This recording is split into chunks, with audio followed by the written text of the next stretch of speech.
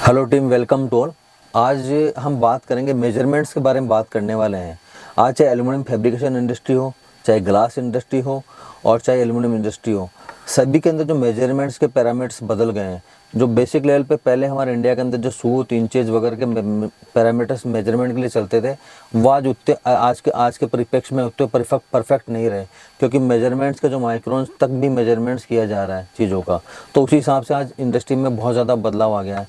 तो थोड़ा सा हमें समझना होगा कि इस विषय में कि हम किस तरह से मेजरमेंट्स को समझें और किस तरह को मेजरमेंट्स को आज के परिप्रेक्ष्य में लें, ताकि कामों को करना और जो पीछे से फीड आता है, फीडबैक जो आता है पीछे से, जो प्रोडक्ट्स में मेजरमेंट्स लिखे आते हैं, उनको हम समझें और उनको सही तरीके से, एक्यूरेट तरीके से उनको अपन डील कर पाएँ।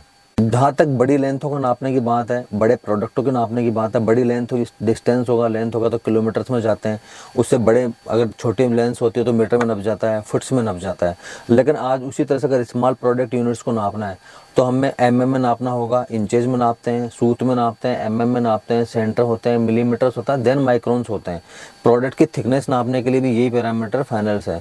तो कहने का मतलब आज की तारीख में जो जनरल कैटेगरी में भी प्रोडक्ट आ गए हैं, जो हार्डवेयर डिवीजन में प्रोडक्ट आए हैं, एल्यूमिनियम इंडस्ट्री के अंदर जो प्रोडक्ट आ गए हैं, या ग्लास के वेरिएशंस के जो प्रोडक्ट हैं, वो सब में एमएम्स माइक्रोन्स का बहुत ज़्यादा रेशियो बढ़ गया है। तो कहने का मतलब बेसिक चीज़ ये है कि हमें एमएम्स और माइक्रोन के बारे में अच्छी तरह जान लेना होता है कि कितने इंच में कितने माइक्रोन्स है या कितने एमएम में कितने इंची है। उससे हमें बेहतर तरीके से प्रोडक्ट के साथ डील कर पाएंगे और कहीं भी कोई तरह का कन्फ्यूजन नहीं रहेगा। सबसे पहले बात करेंगे डिफरेंस की, बात करेंगे difference between foot and fit. FWT foot भी लिखते हैं कई व्यक्ति फिट के सामने, और कई व्यक्ति FWT फिट भी लिखते हैं। बेसिक डिफरेंस क्या है फुट और फिट में? तो मैं समझाना चाहूँगा कि बेसिकली जब सिंगल वचन होता है, सिंगल वचन का मतलब हो गया कि आपका जब एक फिट है, यानी 1 फिट लिखते हैं, तब आपको लिखना है FWT फुट। ये बेसिक चीज़ राइट है।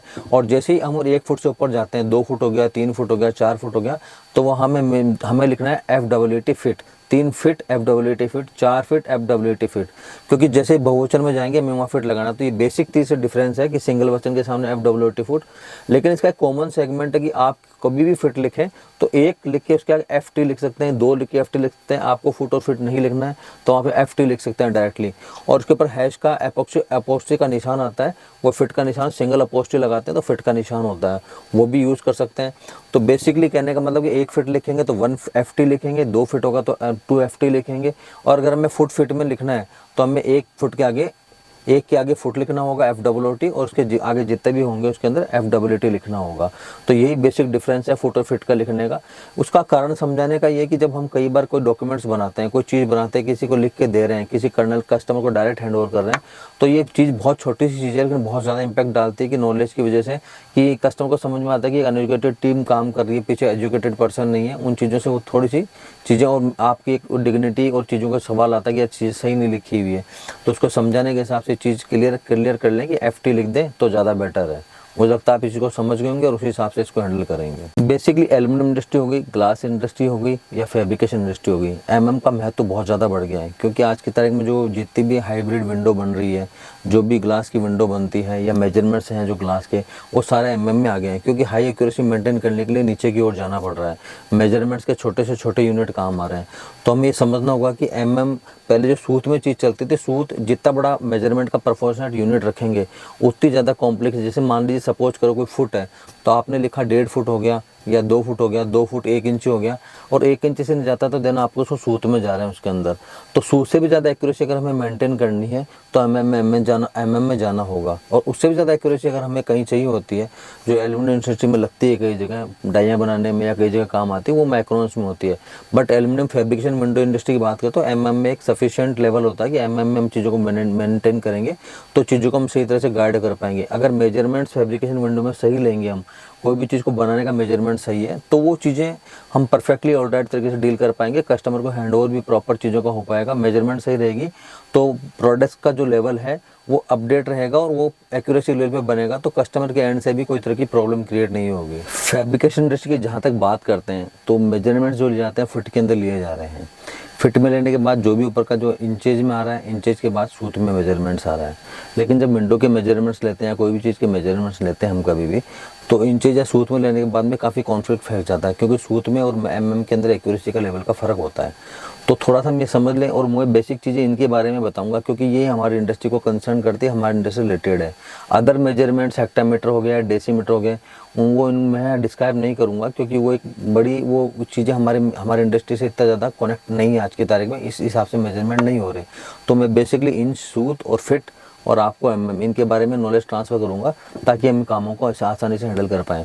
तो जहाँ तक बात है, अगर हम लेंथ की बात करते हैं तो किलोमीटर्स में रोडें नप जाती है। किलोमीटर्स हो गए, देन उसके अंदर मीटर्स आ गए, उसके नीचे फिर मीटर की आ गई, उसके बाद सेंटीमीटर हो गया, then millimetre and then micron.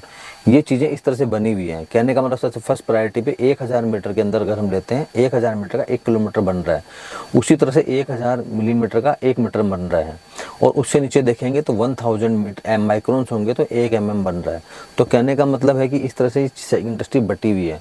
But समझने वाली बात यह है कि जो फिट है, 1 फिट हमारा 12 इंची का होता है, और 12 इंची के अंदर 305 mm होते हैं। कहने का मतलब कि 1 इंची के जो मेजरमेंट के प्रपोर्शनेट में हमें ये याद रखना होगा कि 1 इंची में हमेशा हमें रट के रखना होगा कि 1 इंची के अंदर 25.4 mm होते हैं। ये हमें बेसिकली दिमाग में बैठाना होगा। अगर हमें ये याद रहेगा कि जैसे हमें याद रहता है कि 1 फुट में 12 mm में एक फुट के अंदर 12 इंचेज होते हैं, और हमें वो याद रखते हैं उसी तरह हमें ये भी रटना होगा कि 1 इंची के अंदर 25.4 mm होगा। अगर आपने ये रट लिया तो आपका काम हो गया है, क्योंकि 1 इंची में 25.4 mm है, यानी कहने का आधा इंची को हम अगर आज डिवाइड करते हैं इसी तरह से, तो हम समझ पाएंगे आधा इंची का मतलब हो गया कि लगभग 12.4 mm या 12.2 mm हो गया आपका। तो 25.4 का 12.7 mm हो गया आपका। उसी तरह से अगर हम कह रहे हैं कि आधा इंची, तो आप समझ जाएंगे कि 12.7 mm का मतलब आधा इंच हो गया। बट जनरल कैटेगरी में उस चीज़ को 12.7 mm को 13 mm लिखा जाता है। उसी तरह से जैसे मान लीजिए हमें लिखना है कि हमें कैलकुलेट करना है कि हमें मतलब 1 इंची कैलकुलेट करना है, तो 25.4 लिखना है। अगर हम इसको 4 फुट में डिवाइड कर रहे हैं, 4 फुट में हमें mm निकालने हैं, तो 25.4 इंटू 12 इंटू 4, यानी 1 फुट के अंदर 305 mm हो रहे हैं। तो 12 फुट में हम कैलकुलेट करेंगे तो 300 हमारे 1220 mm हो जाएंगे।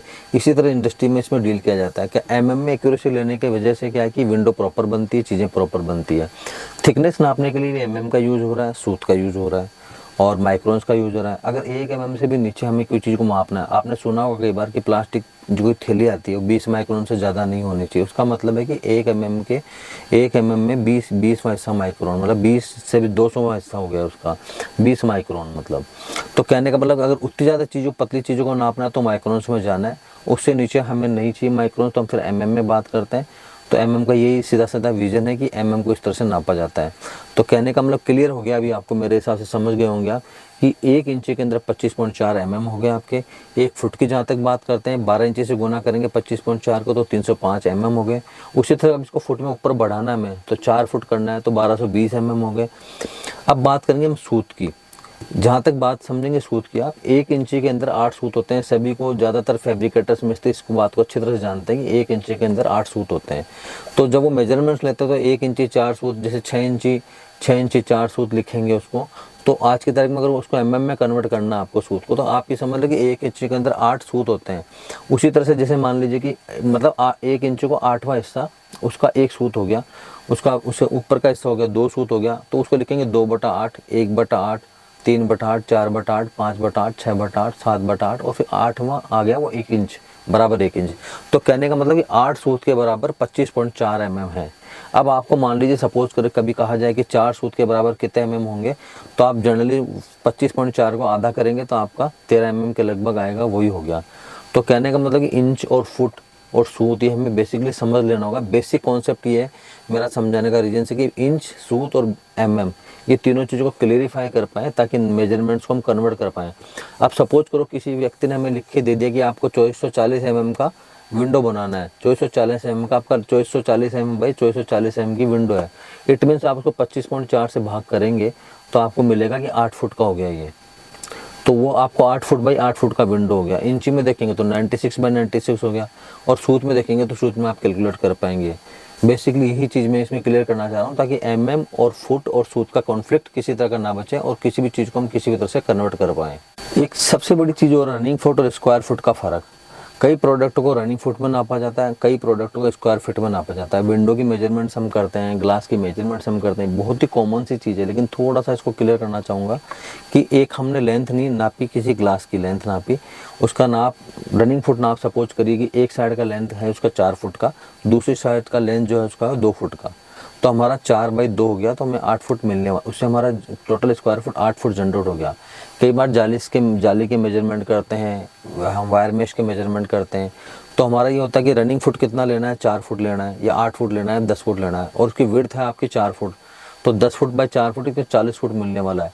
बड़ा कॉमन सा है, लेकिन ये समझाने का इसलिए जरूरत है कि रनिंग फुट और स्क्वायर फुट को हम जब बुक्स में लिखते हैं, जब पेपर पर लिख के देते हैं, तो हम ओनली फिट लिख देते हैं, उससे बहुत कॉन्फ्लिक्ट फैल जाता है। तो हमें क्या करना है कि अगर हम कहीं भी अगर फुट लिख रहे हैं तो उसके सामने रनिंग फुट या स्क्वायर फुट जरूर लिखें। रनिंग फुट का आपने लिखा तो आर फिट लिखना है आपको, स्क्वायर फुट का एस क्यूब फिट लिखना है, ताकि हमें विजन क्लियर है कि स्क्वायर फुट का मेजरमेंट्स है या रनिंग फुट का मेजरमेंट्स है, जिससे चीज़ें कॉन्फ्लिक्ट में न जाए। बेसिकली यही समझाने का रीज़न है कि रनिंग फुट और आर फुट जरूर लिखें, बुक्स में नोट करते टाइम जरूर लिखेंगे रनिंग फुट है, स्क्वायर फुट है, लेंथ स्क्वायर फुट में रनिंग फुट में आ गई, विड्थ आ गई रनिंग फुट में, देन आपको स्क्वायर फुट मिल जाएगा उससे। छोटी यूनिट्स में मेजरमेंट करने से क्या हो रहा है कि हाई एक्यूरेसी मिलती है और प्रोडक्ट की एक्यूरेसी भी हाई रहती है, और मेजरमेंट्स भी क्लियर रहने की वजह से बहुत सी चीज़ें हम प्रोडक्ट बनाने वाले हैं, ग्लास की कटिंग हुई वो प्रॉपर्ली आज की तारीख में mm में ही चल रहा है। इन सूत का कोई हिसाब ग्लास के अंदर इंडस्ट्री में बचा ही नहीं है। फैब्रिकेशन इंडस्ट्री में भी mm घुस गया पूरा, क्योंकि mm की एक्यूरेसी हाई होती है।